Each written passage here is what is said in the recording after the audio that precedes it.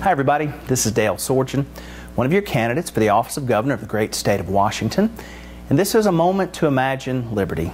It's no secret that we face great challenges across our country and here at home in our own state.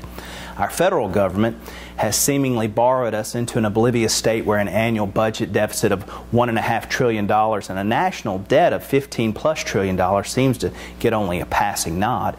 Our unfunded federal liabilities, that's money that we've promised to pay in the future that we just don't have and have no way of getting unless we print more or borrow more money. It's estimated anywhere from $65 to $110 trillion, depending on who you ask, of course. And that's only something that's mentioned as something we should possibly be concerned about someday. And at home in our own state, things aren't much different. We're in debt and constantly struggling to find new ways to increase state revenue.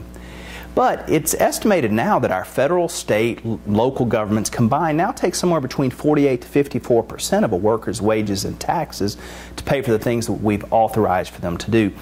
This includes, of course, your income tax, sales tax, excise, property taxes, and all the rest of the taxes. That's half of your hard-earned money. Every election cycle brings a great deal of uncertainty nationally, and here in our state, the two major political parties will engage in an epic battle of fundraising and fight to the death attacks and slanderous allegations against the other side to ensure that their side wins. Each side will tell us whether or not they'll promise to let us have just a little of our hard-earned money back, and they'll also let us know what they promise to do for us or others with all of the money that they take from us.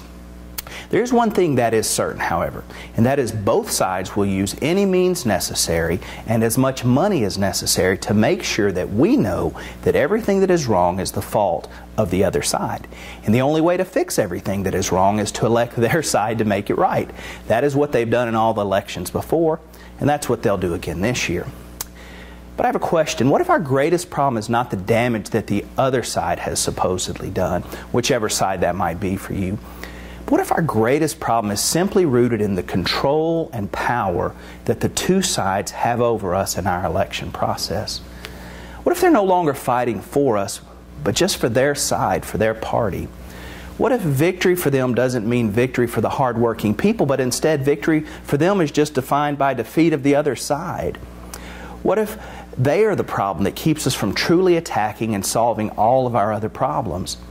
There may have been a time for them at one time, but not any longer. I'm not defined by either political party, and most people that I know aren't either. I'm an independent thinker. My thoughts and my views, they vary across a wide array of subjects that are not wholly defined or supported by either political side. I simply choose to believe in people and in liberty. I believe that when someone works hard to earn a dollar, that they should be allowed to keep that dollar. And in those cases when the government does take any of our money, I think it's right for us to reject mediocrity and waste and demand excellence for the government services that we've paid for. I invite you to check out our website at www.imagineliberty.us to find out more about our Imagine Liberty campaign. If you already picked your side for this year's election, then you're in luck because your side has probably already picked the candidate that they're going to allow you to vote for this year. But if you're willing, I'd like to invite you to join us this year to break the cycle and have the courage to think independent.